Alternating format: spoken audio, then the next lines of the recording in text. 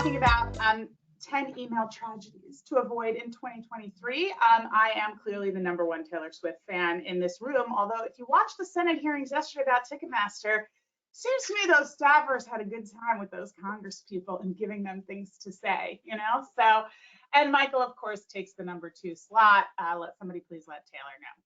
Just a little bit about Ahava Media Group before we begin. We empower people to make the most important decisions of their lives, and we focus exclusively on copywriting, content strategy, and content training. So if you need great writing, great content, strategic thinking, please come to us. It's all healthcare content all the time. That's all we do around here.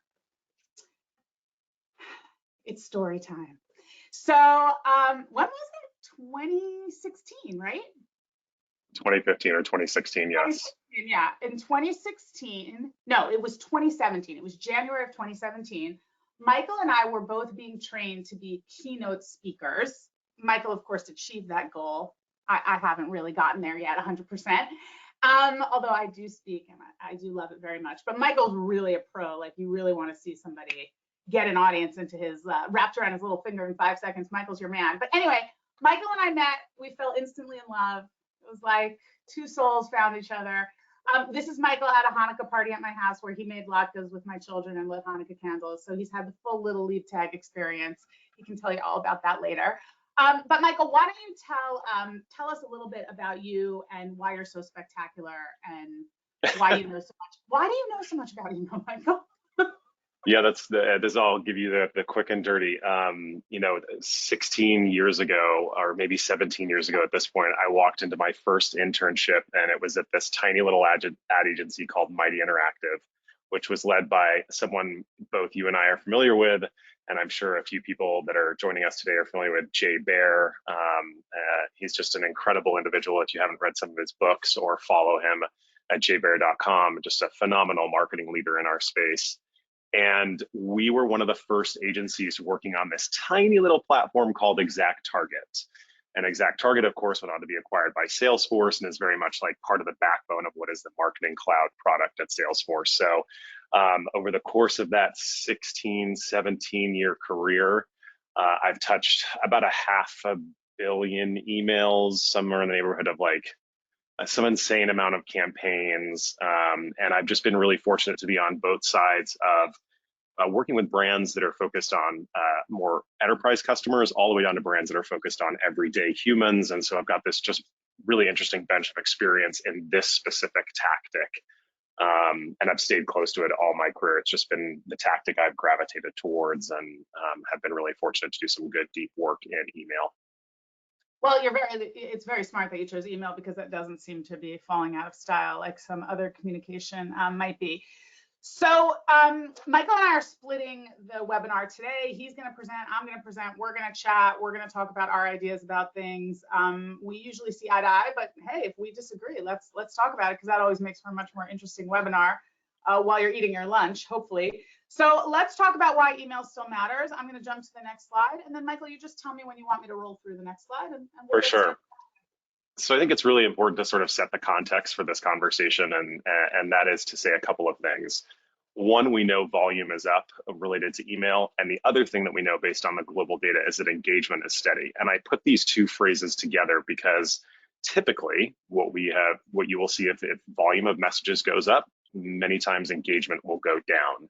But what we've seen over the past several years, and this includes, what are we calling this, an endemic period, if you will, through the quarantine into the pandemic period, now in this endemic period of our COVID world, is that even though volume has gone up and the context of where we work and connect with businesses has changed, engagement remains steady when it comes to email. So if you just slide to our next slide, approximately email global volume is up 14% from 2022 to 2021, which is a huge rise comparatively to, let's say, the 5 or 6 years before. These were sub 10%, so these were single-digit growth numbers.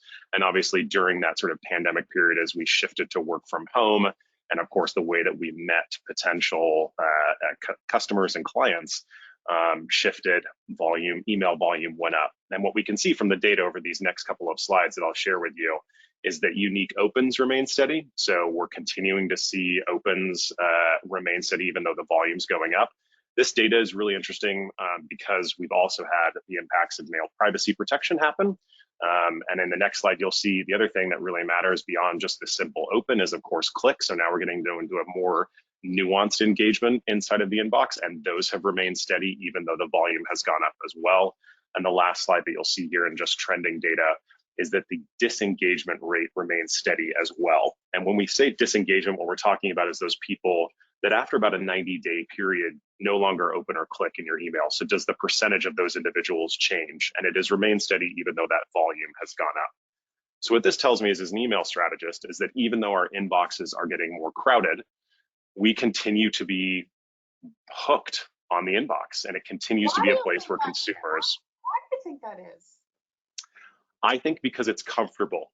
I mean, this is not, I haven't done any ethnographic research on this, but what I can tell you is that ever since 1996, the inbox has fundamentally never changed. Like, we've painted a bit, we've made it look prettier, but a reply forward is exactly the same. The structure and the behavior is exactly the same. Whereas you look at every other medium that we play in to talk to our customers, engage with our customers, changes rapidly. The algorithms that we're having conversations with, how we place media changes, where we're looking for media changes, right? But the inbox is sort of the one digital place that's remained constant for 30 years at this point. Well, I didn't have an answer, so I agree. Yeah. I think you're 100% right. It's such a good point. I was just putting a stamp on an envelope, and it was a sympathy card, unfortunately. And I was thinking to myself, you know, you can't really send something like this in an email because it just feels so flat and it doesn't have the same thing. And yet I never mail anything anymore, ever, except birthday cards and those kind of things. And that's because that feels comfortable to me from the generation that I'm from and where I was raised. So it's a really good point. Okay, so engagements stayed steady, but volume has gone up. Volume is up, which I think is, again, important context to where we go in this conversation. The other thing that's really important is that the impact on businesses that email plays has become more and more important over the years. What the data suggests, based on, you're going to see the slide here in just a second, this comes from about 2,500 marketers that are all the way from enterprise-sized clients to small mom and pop businesses, and comes from the team at Litmus. They've been asking this question across this spectrum of businesses for many, many years. And as you can see, from 2018 through last year, and we'll get an update on this data in the next few weeks, brands tell us how critical email is to their success. That response on how critical it is has increased exponentially. The number of businesses that are saying it is critical to my success as a marketing org or as a brand itself. And that's not surprising, right? Because at the end of the day, we are building data and engagements and personalization around the email address. There's more, right? We build it around cell phone numbers and apps that our customers are using, right? But it all traditionally ties back to an email address. And that's why it becomes a core critical component for brands, is we can tie so many other marketing activities to an email address more than we ever have done before. The last sort of, yeah, go ahead. No, I was just going to say, it's funny to me that it's true, because I'm thinking a lot about distribution this year as opposed to necessarily thinking about the core pieces of content. And I think it would be interesting for you and I to explore maybe later on in the webinar. If that's true, that we're optimizing for the email address, should we be optimizing as much for search in certain marketing environments, or should we be doing a better job with our email marketing? Because there's a lot of failure. That's something we definitely should discuss, for sure. Yeah. Let's talk about that at the end. Okay. All right. Talk to us about more than the opt-in. Yeah, the last thing that I think is important to this conversation is just this realization, and this comes from the reflection you just saw in the numbers, is when I started my career, when you opted into an email campaign, that was all you had, was permission to email someone. But for the last, let's say, 12 or 13 years, we've seen the rise of social media platforms. We've seen the rise of our lives transitioning to different types of devices. The impact that an email address can have on your business is about way more than just, hey, you have access to the inbox. And this is reflected in a couple data points that I make on the next two slides. The first one comes from the team at Salesforce Marketing Cloud. They looked across, these are typically mid-market to larger size orgs, just as a slice of understanding where this data is coming from. They looked at the correlation between when an individual was sent an email campaign and if they opened it and then were targeted with Facebook ads. And when we say Facebook, we're talking the entire Meta ecosystem. They were 22% more likely to convert. And the reason why is because we can now take that data point of email address, create campaigns that follow that individual, for lack of a better way of describing it, and make our campaigns even more nuanced to when they open or when they click or what do they do in that post-click behavior. So we see direct correlations between when we have a subscriber, the impact that can have on other channels as well.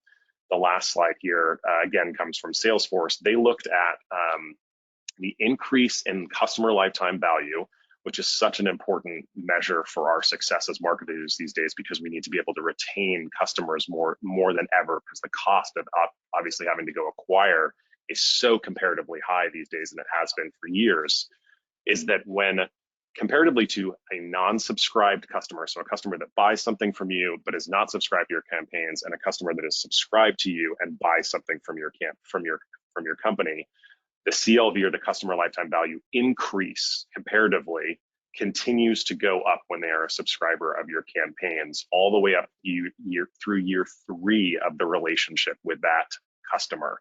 So again, volume is up, disengagement remains steady. 2, the impact for businesses, everyone's telling us it's important. And 3, you can see that reflected in when you integrate email across other marketing touch points, the impact that it can have on your business. So I think that this data point is incredibly important for when you're making an ROI case for why you need to focus more on your email marketing. And part of this is what we do as marketers, and I'm interested to hear if everybody out there listening agrees with me on this, but I think we get excited about the next new shiny thing. So, oh, it's all about social media, or it's all about websites, or it's all about SEO, or it's all about video, or it's all about TikTok. And then our executives are confused when a few months later we come in and go, it's all about this thing, or it's all about this next thing. And they're also pushing on us. And I just wonder if it's, when you pull a piece of data out like this and you say the most important thing that we need to stop is unsubscribes, because we know that if we keep them in our system, we're going to have more lifetime value over time. What are we doing to stop unsubscribes? That becomes a very different question. And so I love this piece of data because I think it's so important to talk about. Yeah, for sure. Let's talk but about we have some challenges, right? And I'm going to be very honest with the team here. We actually had an error this morning in an email campaign that went out to our biggest webinar that our company has ever seen in the history of the company. So when I get to see some examples, I want to be really clear here that this happens to all of us. And you know, the things you're going to see in the next few slides, we've all committed these errors. This is more just to point out that there are challenges that are happening in the inbox, and a couple key examples that Ahava and I wanted to share with you. This came into my inbox literally yesterday at 7:19.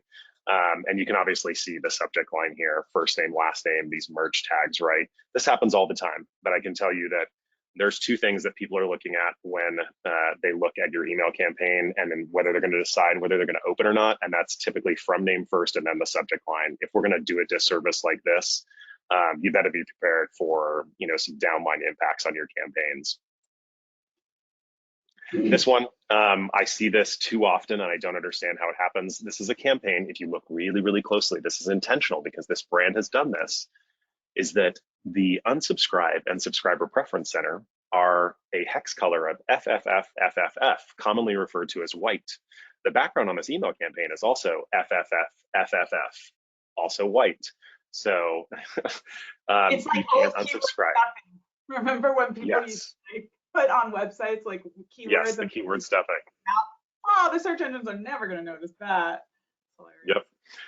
Or this one, I'm sure some of us that have been on here where the code doesn't render correctly for a certain device, right? And you end up with, well, happy holidays here, but a bunch of code that makes no sense to a customer after all this effort of getting a campaign out.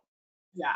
And it's interesting that you bring these as examples, because to me, these are like the basic tragedies that you see, that really, if you have a great workflow and you have people who figure this out and document this, I mean, you're always going to have mistakes. We all make them, but these are very obvious ones. I think some of the examples we're going to look at later on are like, how did you hit send on this? That one is kind of like somebody's just not paying attention. They were moving too quickly. Somebody didn't hit test. Some of these are like they were clearly looked at a long time and they still sent them anyway. So I want you, because you know this better than anyone, to explain how to get more emails into your inbox and how to make sure that people don't put you in the spam folder and all that good stuff. So we're Yep. talking about how important email is. The tech stuff side of it is really important. And I'm excited to learn, because when I looked at this diagram, I thought, I'm really excited that Michael's going to be walking me through this. Yeah. So I think one of the challenges we have as marketers these days is obviously the tech that controls our access to consumers. And one of the things that's just so vitally important that we recognize about emails, we need to have a pretty nuanced understanding as the marketers' brains in the room of how an email campaign actually gets into the inbox. Because more than ever, because volume is going up and because all of the ISPs, internet service providers, those are the Gmails, the Yahoos, the Barracudas, the Comcasts, essentially like the gods of email deliverability. They have layered on some protocols here that are required for us to get into the inbox. So the graphic you see in front of you is essentially the process. When you send out a campaign, it hits the internet, and then it hits what's called an inbound mail server. That's going to look for a couple authentication protocols. We're going to talk about those in just a second. But this is a pass fail, and there are 4 authentication protocols that are absolutely required for brands to consider as they move into 2023 and beyond. So slide into the next slide for me, Ahava. So we're talking specifically here about that authentication step. The first and the gold standard of email authentication is sender policy framework. And all of these authentication protocols that I'm going to share with you are essentially pieces of text code that go on your domain name server. So this is something that your tech team or your web team has to help you with, but it's a combination of work between your email service provider and where you host your DMS or your web address. For any email sender, they at least have to have an SPF, or what's called a sender policy framework. What this does is say, hey, I can send on behalf of the .com that I'm sending from. So if I'm Coca-Cola.com or I'm healthcareunion.com, I am sending from an ESP that I verified that that's my domain, and we put this little string of characters on the DNS, and you have an SPF record. So that's number 1. Number 2 is this next one. And just keep in mind, each one of these builds on each other. So as we get through 2, 3, and 4, in order to have some of the ones you'll see in a second, you've got to build on this. It's sort of a stacked house approach, if you will. The next one is domain keys identified mail. This is, again, another way for your .com or .org or .net, .co, whatever it is, to say, I am sending on behalf of a verified sender coming from this brand. It's another authentication protocol that's available to your disposal. You typically want to pair these together, SPF and DKIM. Some ESPs, email service providers, will only allow you to do one or the other. So you sometimes have to pick your poison, but at a minimum, you need at least one of these. The next one is DMARC, or domain-based message authentication, reporting, and conformance. Really long string, complicated name for something that essentially is this. If email comes into the inbox that looks like it's spam or it's attempting to impersonate our brand, what would you like us, the ISPs, Gmails, Hotmails, Yahoos of the world, to do? Do we block it? Do we let it through? Do we quarantine it? In order to have DMARC, you must have at least SPF and or at least SPF and DKIM. The 4th one is the newest kid on the block, and that's BIMI. That's brand indicators for message identification. So what happened with BIMI is essentially, as social media became prevalent over the last, 15, 16, 17 years, is the inboxes started to see, hey, we need to create a more social media look to the inbox. And that's why you've seen things like profile icons, and you see like your contact name of the person or the brand that's coming in. That requires BIMI on the organizational level. So this came from the team at Yahoo. It's now available across all providers. But essentially what it does, it's rewarding really good authenticated senders. So what Yahoo want to do is say, hey, if you've got DMARC, if you've got DKIM, if you've got SPF, if you do BIMI standards, then we will allow you to customize what that little icon looks like when an email campaign comes in the inbox. So we've got some examples of this in the next few slides. In Yahoo, this is what BIMI looks like. So you're able to show up as a verified sender. And so what Yahoo and all the other inboxes are trying to do here, and this is, by the way, this isn't just siloed to Yahoo, this is everyone, even Outlook or other platforms, is they're trying to increase trust, and they're trying to increase connection to the brand, or drive your eyeballs to places where you may not have been driven before. So it's twofold, and they are rewarding senders that do all the authentication protocols. Now, the big one that was sort of the laggard here when it comes to BIMI was the team over at Apple. But in iOS 16, Apple adopted BIMI standards. So now in what is the most used inbox in the world, which would be Mac Mail, iPad Mail, Apple Mail, or iPhone Mail, excuse me, you now get BIMI recognition inside of Apple Mail as well. They're calling it digitally certified email, just a different nuance to the same thing, but it's all a BIMI standard. So you'll see some screenshots here from the folks at Apple about how they're handling BIMI. And then on the next slide, you'll also see sort of a zoomed in version of what they're saying when someone clicks on this verified sender little icon that Apple's putting up there. And so this becomes, go ahead. So should I look for this kind of thing when I get something from like my bank, you know, or somebody says like, hey, I need you to change the way that my paycheck gets sent to me? Because what I find is that there's a lot of email and text that I get now where I'm like, I think this might be spam and I'm just going to ignore it. And then the person keeps emailing you and you're like, I don't know what to do. Even me, who I feel pretty technically savvy, every once in a while, I'll forward it to somebody in our company and be like, does this look like phishing to you? So is this a way around this before the spammers figure out how to get around BIMI too? Yeah, this is a way where they're trying to increase trust of those senders and say this is a verified sender, because it is extremely difficult, and there is a investment that's required to become BIMI authenticated. So what Yahoo is essentially doing is trying to stack the deck, because you have to have DMARC, SPF, and DKIM. You have to have had a pretty good sending record in order to qualify for BIMI, and there are steps to get there. So the average spam individual or house or global spammer is going to have to work really, really hard to get around BIMI authenticated sends. Gotcha. Okay.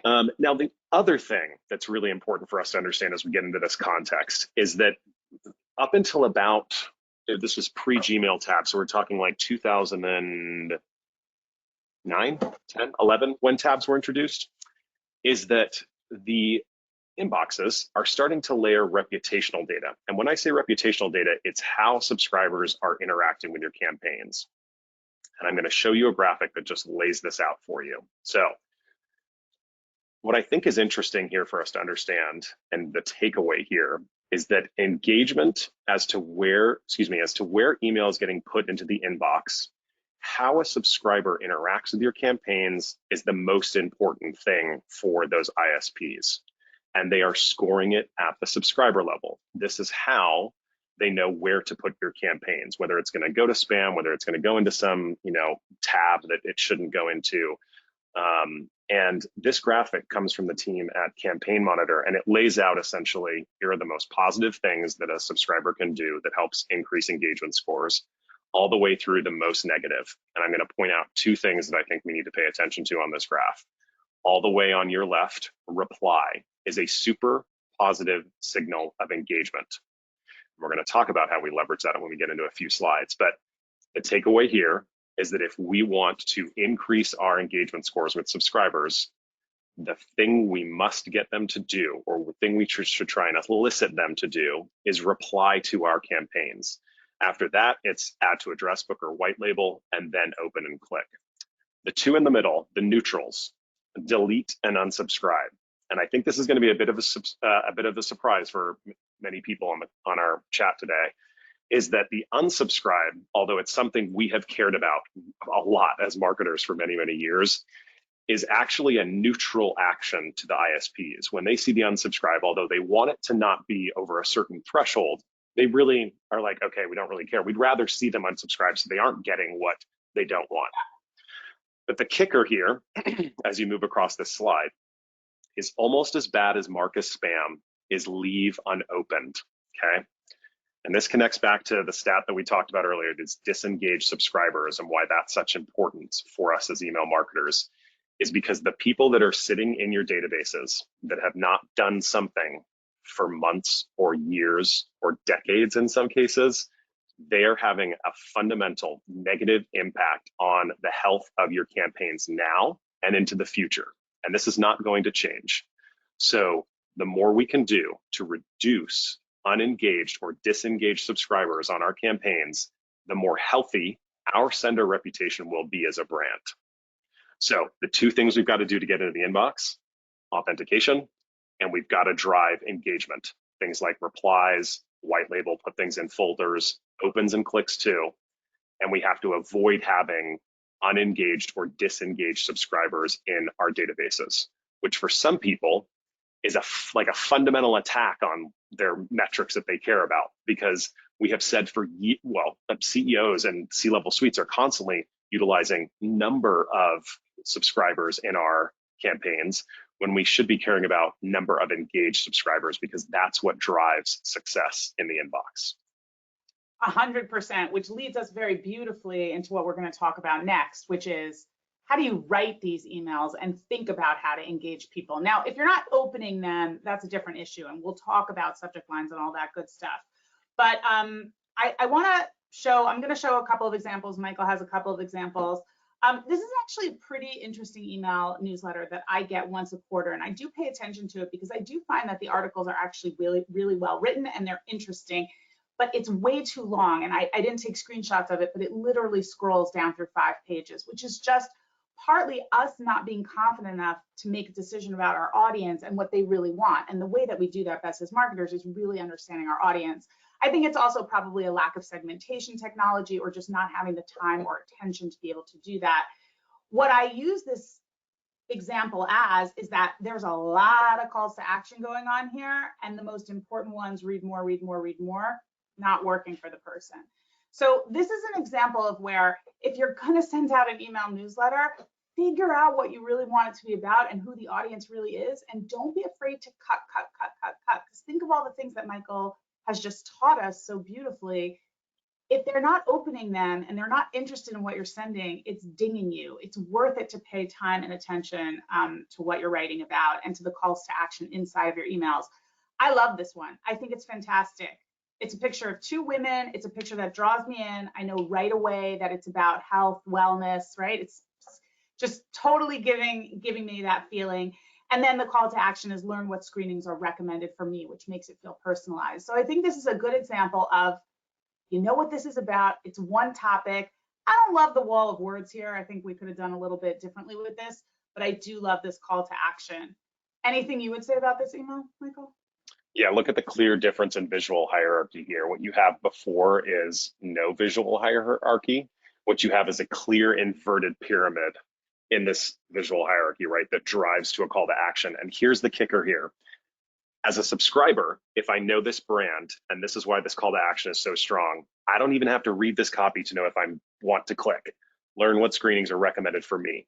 As a woman, which I know already this campaign is going to, this is about probably medical screenings. If I want to learn about that, I'll read a little bit more copy and I'll make a conversion decision at that moment. I'm not going to say conversion decision in their brain. That's a marketing term we would use, right? But that's what's the kicker here, is they are driving to a single call to action, and it is very specific and nuanced for this specific brand. It may feel long to others, right? But it's clear that this brand is like, hey, I want to draw attention right here, and this is what I can click on. Even if I don't read all the copy, I've got a pretty good sense of what I'm going to get after the click, hopefully. Totally. It's a laser-like focus on the audience, which I think is what we're all going for. All right, this is one you love or don't. I love this one. Yes, let me tell you why. This is one I love. There's a couple of key things here from a design perspective. Again, notice the visual hierarchy here. First, you've got a slimmed up header. That's a recommendation I want to make. Unless the brand is not known to your subscribers and you're doing sort of a welcome campaign, slim up your headers. You don't need to spend a lot of time on branding yourself in the inbox. That's coming from the relationship you build with a subscriber. So when you say the headers, this part of it. I'm talking about persona, where that logo is. So like that design header, if you will.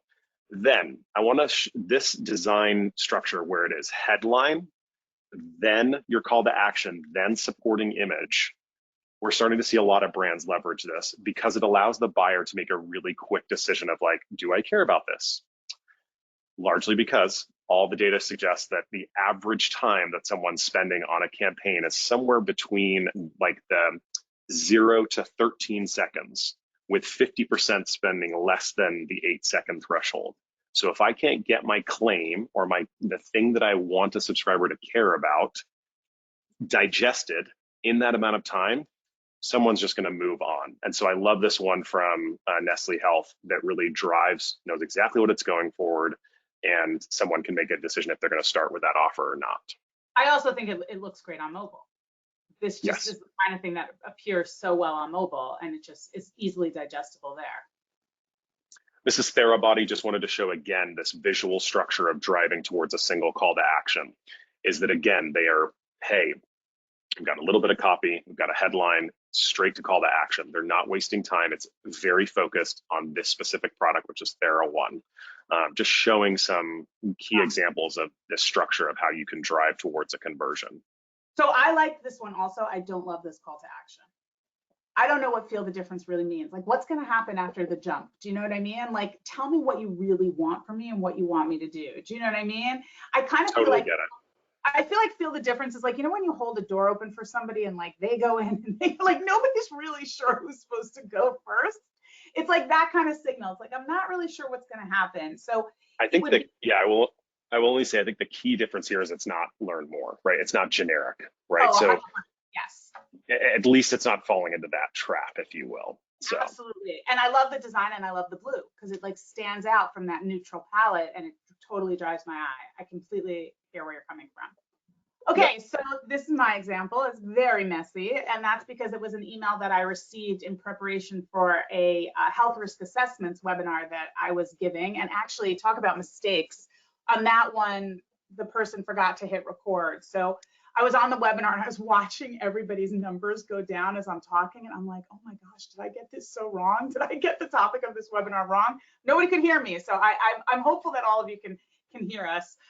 So anyway, this was an email that I got, and I actually went ahead and I rewrote it because I really wanted to show the difference between the two. In this one, it just feels like I'm sending it, you know, you're sending it to 100 people who filled out this form. It doesn't feel personal at all. It doesn't tell me what to do. There's no visual cue for what I'm supposed to be looking at or thinking about. And so I just rewrote it. It took me maybe 5 minutes to just rewrite and say, in a higher energy way, we're pleased to give you this report. There's a lot of information you're going to find on this health risk assessment, you know, your age, your weight, what these things do to your heart health.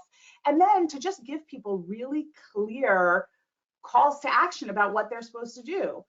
Talk to your primary care doctor. If you don't have one, our health system can help you out. Read more about your heart and how to keep it healthy. Here are some of our favorite heart health articles, and follow us on Facebook and Instagram for more health and wellness tips. So just I think an example of where if we just, and tell me if you agree with me, Michael, because maybe I'm wrong about this, but I feel like there are certain pieces of content where we set it and forget it, and we don't think about the fact that if you've asked somebody to take a health risk assessment and this is the first email they're getting back from you with the report attached, isn't that yet another opportunity to continue the conversation with them? Yeah, you're hitting on a really key point around automated campaigns, right? Because with a health assessment or some of these first-time touches with customers, they're going to get some automated flow. I think we often forget that a lot of our email volume happens in those automated flows, and we kind of phone them in. And I think you're hitting on something, is that your automation campaigns are just as important as your promotional one-time campaigns or your newsletters. They need just as much love. They need just as much voice and tone work that provides some uniqueness and some engagement, so that when someone does take the time to open, there's something there for them to really like get some value out of. 100%. And also what I would say is that the #1 way to do that is to actually sign up as a customer. Make yourself a Gmail, whatever it is, and sign up as a customer to your own brand and watch what comes through. Make a list for yourself, and when you have time, block it off on your calendar, go back in and rewrite some of these emails, or hire people to do it for you, because those emails really make a huge difference in what people think about you. You're spending all this time to talk to them and get in front of them. Here you're in their inbox. Like Michael said, it's their most comfortable spot. Make sure they're listening. All right, so I took a little tay-tay here. Let's break up. Now let's get back together. So talk me through what you like about these opt-ins and opt-outs. type of situation? Yeah, so I think one of the key insights that we want to that we want to touch on through the next few slides is this. If someone wants to opt in, make it easy. If someone wants to opt out, please make it easy. And if someone wants to change their preferences, heaven forbid they take the time to click on that tiny little subscriber preferences URL that you put in, like PMS cool gray CG10 Pantone font, like color, right? The lightest gray you can see on white. Please make it obvious and easy as to how they could interact with you as a brand in the inbox. So this is from Ruggable. I like this one for a couple of key reasons. It's not healthcare related, but sometimes you just got to go outside of the industry to look for really good examples of these things. So someone clicks on subscription preferences for Ruggable. What you hear here is you get some empathy, right? We're sorry to see you go. And then they say, hey, what if you just change your cadence? Or what if you just change the content of your campaigns? So they're allowing the subscribers to do two key things: frequency and customize the content that they're getting to hopefully reduce an unsubscribe so that they can be a little more personalized. They can be more timely, targeted, and relevant. That is a key insight inside of your preference sensors, is have questions that allows you as the marketer to be more timely, targeted, and relevant in the inbox. So I love this example from the team over at Ruggable. And as a writer, I love "We Got You Covered." Yeah, and it's a little nod to the to the brand, right? Because it's a rug. We've got you covered. I'm like, ooh, you guys, whoever thought of that, it's so subtle, and you probably wouldn't even notice it. But trust me, your subconscious brain is like, oh, that's cute. Yeah. Okay. A lot coming at me. Talk to me about this one. Lot coming at you, but this is a subscription subscribe form for Whereby, which is a competitor to GoToMeeting or Zoom and the like that's out there. They're out of Norway, really cool brand if you get the chance to interact with their whereby.com.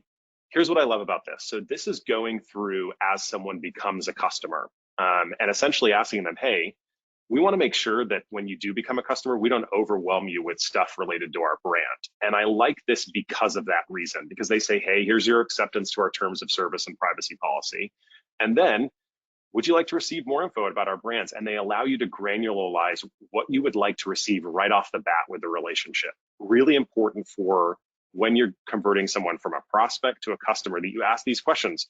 You might not get their attention to ever ask these questions again. Why not ask them right off the bat? And I love that, yes, there's a lot here, right? But it allows a customer to hand raise and say, yes, I want this. No, I don't want that. Yes, I want this.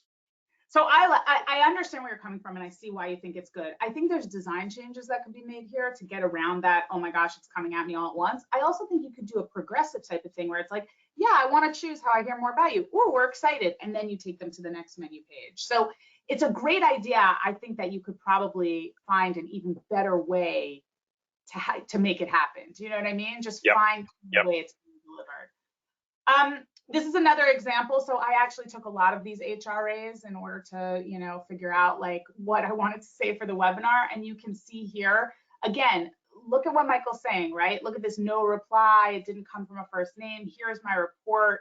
I blocked out the logo. It was just the logo of the hospital. And that bothered me because I feel like it's what you're saying. It's putting the focus onto the brand and not spending time thinking about whose problem are we trying to solve? We're trying to solve the problem who might be somebody who might be looking for bariatric surgery. And so to me, that's the perfect example of how it just shows a complete lack of focus on the audience, and it doesn't allow people to opt in or opt out of this now either. So just an example of where it really is all focused on what the brand wants you to do and not what the user might be wanting to do or the email reader might be wanting to do. I had to throw this one in. This is a love letter to Lacey, our marketing manager. Lacey started here about 6-7 months ago, and she immediately glommed onto my Taylor Swift obsession. And so if you unsubscribe from Ahava Media Group's email newsletter, it says, it's a quote from a song by Taylor, "I never planned on you changing your mind. Are you sure you want to unsubscribe and miss out on our amazing content?" Yes, it's over. So for us, this was really important. First of all, we try to clean our list because we do not want people getting emails if they don't like us anymore. So we have automatic runs where we just opt people out on our own because we just don't want to bother people if they're not interested. People change industries, whatever it is.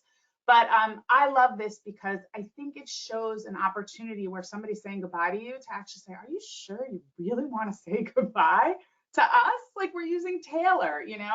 So obviously, yeah, you know, I think more highly of Taylor than most other people, but it just shows, I think, a focus on the audience and an attention to the brand. Tell me about the New Yorker.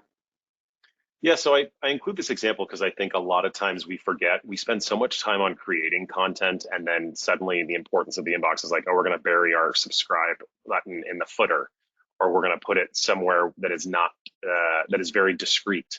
And what I would say is we are spending an extraordinary amount of time of trying to attract eyeballs to our content.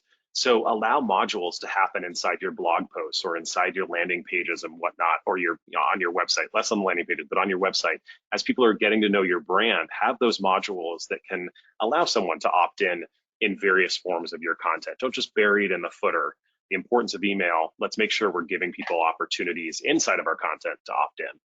Right, and so so devil's advocate would say, but Michael, don't you want people to focus on the content and pay attention to it? But as a very loyal reader of the New Yorker, what I can tell you is that some of their articles are so phenomenal and good that if I'm reading them for the first time, I probably would subscribe also, because you're right in the middle of reading about something that you're really interested in, and all of a sudden they're like, hey, you can follow along with us for other great pieces like this, and all of a sudden it feels, you know, it feels exciting. So I totally agree with you. I think you have to pick your moments, and I think that makes a lot of sense. And the good news is that platforms like, sorry, I was just going to say the good news is that platforms like HubSpot, Salesforce, they can start to get to know if someone is clicking from one of your email campaigns into your website. And you can essentially do like an if-then statement that says, if someone's coming from the inbox, we don't put subscription modules on our content. So there are going to be opportunities in the future for brands to be really succinct about, hey, we don't want to annoy people that are coming from these channels already, or that have already logged into our website because we know they're a subscriber. So just as an aside there. I 100% agree with that. And actually our hijack, when you come to Aha Media Group's website and we ask you if you want to get emails from us, there's a button there that says, I already subscribe. So I'm excited that technology might be able to help avoid that, because I find that very annoying when I go to certain sites. Like, how do you not know I'm a subscriber? Like, you know, so I totally get that. Okay, I just want to say on Friday, I got 5 out of 5 on Morning Brew's quiz. Good for you. This is Morning Brew. I show this example almost all the time for a couple of reasons. It's a dedicated opt-in page, something that I would recommend for every brand, where they have a single URL where someone can go and opt in. That's the only action you're looking for on this page. I also love this because of the value proposition statement here. Become smarter in just 5 minutes. They're telling you exactly what the value is of you becoming a subscriber. And then right underneath, get the daily news that makes reading, get the daily email that makes reading the news actually enjoyable. Stay informed, entertained for free. So they tell you this is what you're going to get, when you're going to get it, and how you're going to get it, and is fully dedicated on getting a subscriber. And so I would say, again, use this as a takeaway, a dedicated place where your account services, client success teams, where your organization can send people to subscribe and make it crystal clear of the value proposition that you're going to deliver in those subscriptions. I love this. We should totally be doing this. I think it shows that voice and tone is incredibly important here. I like how small the branding is, but you get like a better view of what it looks like. What I even love is the button, try it. It's like the whole thing is breezy, easy, let's date, you know? And I think that's an amazing way of doing that. By the way, I just want to say for those of you who do not subscribe to the Morning Brew, you do get smarter 5 minutes a day. It doesn't even take that long to read it, and you laugh out loud. Ann Handley and I often send each other funny things from the Morning Brew just because they're such great writers. Okay, I want to go into actually addressing what your audience truly needs. So this was the email from the Southwest debacle. Don't know if any of you were involved in that. If you were, I'm sorry. I was in Florida with my family. They canceled our flight. They didn't even tell us about it. It was a disaster. And literally like 3 days later, this email came through from the CEO or the Southwest team. And it's so tone deaf, and it's just, I can't even believe they hit sent on this. Like, I don't know who was controlling that and why. So this is an example, and if we had more time, I would go through why I hate it so much. But the number one thing that I want to say is that you never say we sincerely apologize to your audience. You say we're sorry. When you say we're sincerely apologize, you just took 2 major steps back from being empathetic to your audience. Like, You know what they should have said? They should have said, this really sucks. We're really sorry that we completely screwed up like an entire country's holiday plans. That would have gone far more for me than this crap that they wrote here that like does nothing for me, has no design, no, like you talked to the design hierarchy, the visual hierarchy, like none of it, you know? This one I want to talk about is from Peloton, and I actually thought this was great, but there was something I didn't like about it. So I've started doing hardcore on the floor. It's this woman. Do you know about this, Michael? She No, I goes. don't. It's so cool. She goes to the Peloton app, and every month you can subscribe to her calendar. It downloads right into your calendar, and she every day she arranges like 10 to 20 minutes workouts on using the Peloton app. It's amazing because I don't like to That's exercise for cool. more than like half an hour. So anybody can get through 3 10-hour workouts. It's some sort of psychological thing. But anyway, so I got this thing from them, and it was a promise because I'm so close to 50 workouts to get a personalized message from my favorite instructor. And I happen to love Allie Love. She teaches bar. So it was a message from her. And I love this. I thought it was such a great touch. It's like a way to encourage you. It shows that they're really interested in your fitness. It shows that they're paying attention to you. And that's gamification of fitness, I think, is very popular and powerful right now. What I didn't love was the subject line, which is victory is within reach. Mm, It mm. could have been so much better. It could have been like, Ahava, we can't believe how many workouts you've done, or something like that. So again, an example of a powerful brand that knows their audience really well and isn't spending the time on that automated stuff that really could make a difference. I might have slid right by this one, but because I knew that I was giving this webinar, I was looking for examples. This one was from Content Marketing Institute, which is a favorite of both Michael and myself. I think we both really love it. This was super weird. This article is fantastic. It's about ChatGPT and how a veteran editor from CMI actually had a whole conversation with it and how it wrote and that kind of thing. But the subject line was "Don't get stranded on Data Privacy Island," which is cute. It's very cute. It's a take on like, you know, Gilligan and Fantasy Island and all that. It had nothing to do with what was in the email. So again, just double checking those subject lines, and the subjects are really, really important. This one is from my Blue Cross Blue Shield. So this one is really interesting. I think that they send it to you on a time when people are thinking about health. January is certainly a big time where people make resolutions, that kind of thing. They have here your hassle-free 2023 health checklist is here. Now, I was excited about that. You know, I'm a huge checklist fan, love checklists, think that they're important, was very excited about it. Because I was thinking like maybe they're just going to give me a checklist for the whole year, like get your blood tests done, get your vitamin levels looked at, make sure you do all your OBGYN stuff, like all that kind of thing. Nope, what was it? Incentives and discounts. No. Right, so here I thought that there was value from actually opening my my health insurance plan's email, and unfortunately they didn't deliver. So that I think is an important thing that we all need to think about. Is if you're going to promise something, make sure you deliver it. This is an example from an appointment reminder, which I think is very important in healthcare. There are so many fantastic opportunities to make a connection with the audience on these kind of automated emails, and nothing happens here. It's so flat. It's just like appointment reminder. All of this space could be used in such a different way for me to feel more excited about the visit, or not even to feel excited, but to feel prepared or to know what's going on. I had to schedule my colonoscopy. They sent me right away an educational module to learn about prepping for a colonoscopy. I'm hiding it from my email inbox. I don't want to read it. But the point is that they have this sophisticated email system going and they're not using it well. And I think for a lot of us, that might be happening. And then the last thing about solving people's pain points, and I know that we talk about this all the time, the Cleveland Clinic, they're a client of ours, but one of the things I really talk about them all the time is because they know exactly who they're talking to. This showed up in my inbox. The blood type diet, is it for real? Literally, I thought they were reading my mind. I read about this 3 days ago. Put a stop to sneeze pee. You know, those are things that women my age are worried about, talking about, thinking about, cooking oils, when to use them. They know exactly who they're talking to, and the more and more you can find out about your audience, I think the better off you are. Anything that resonates for you, Michael, in any of those examples, or anything that you think, I see this happen again and again? If there's one mistake I was going to tell you about paying attention to your audience in email and talking about their pain points, what it would be? Yeah, I would compare the subject lines between your appointment reminder and then the Blue Cross Blue Shield, although the obviously the landing page after the click is not great on Blue Cross Blue Shield. What I do like about this is it feels more human. You are using lowercase. You're almost making it feel a little bit personable, like it's coming from a human being.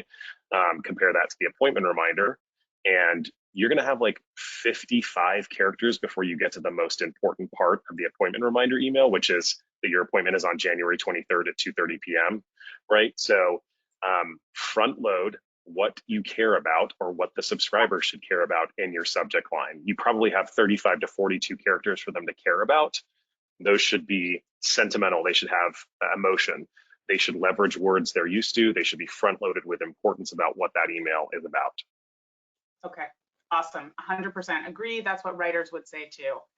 I want to talk about ChatGPT. I think ChatGPT is going to be very useful for us. I think it is going to transform the way we think about research and putting ideas together. It's just not there yet for some of the things that we do, and I just wanted to show that. First of all, I went in to show it, and it said ChatGPT is at capacity right now, which was super bummer, and I find that that happens more often than not. Then I asked it to write an email about flu in 1 to 3-year-olds, and it says write an email about the flu in 1 to 3-year-olds. Subject: the flu in 1 to 3-year-olds. Well, okay. As a parent, I'm sure you're aware of the dangers. It just goes on, and it's just not personal. It's not going to stand out. It's not going to be something your audiences are going to open, engage with, all the things Michael was talking about. And then I said, well, let's maybe make it fun. So let's tell it to compare the flu to being in The Walking Dead. So it's basically the exact same thing as what it wrote before. It just added in the words, don't be a victim of The Walking Dead twice. So it definitely feels like a robot wrote it. This is from the Washington Post. 6 zombie claims about the coronavirus that just won't go away. That got clicked, let me tell you. And that's the kind of thing that, when we think about ChatGPT and we think about AI, they're all, and I think we see this from what we looked at here in email, if human beings with human voices and human attitudes toward other people aren't controlling the technology, it falls flat and it doesn't land well and it doesn't get your audience closer to you. And so I think that we just always have to remember that our technology are our tools and that's how we use them. I did have to point this out though, because I just loved it so much. There was a related search. Was there a zombie apocalypse in 1599? So in case you were worried, if people were worried about it, I cannot recommend The Last of Us on HBO highly enough.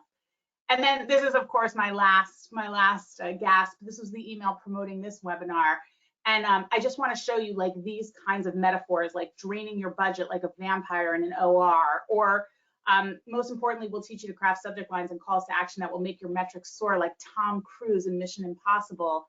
Those are the kinds of things that only humans can do at this point, but those are the kinds of things that can get your audience going. We had, over 150 people register for this webinar, and I think it's partly because there's a connection to the brand. And that's what I think is the most important thing for us to remember. Only humans can create human connection, but the technology is fascinating and exciting, and we should be using it to our advantage. So with that, couldn't agree more. Oh, thank you. We have 8 minutes for questions. So if you haven't slid your questions in, please do. Lacey, if you want to go ahead and tell us what's come through on the chat or what our audience is curious to hear about, but not curious enough to become a zombie. Sure thing.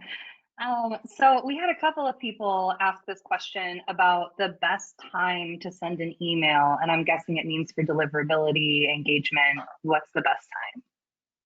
The age-old question that never ever goes away. This is a great one.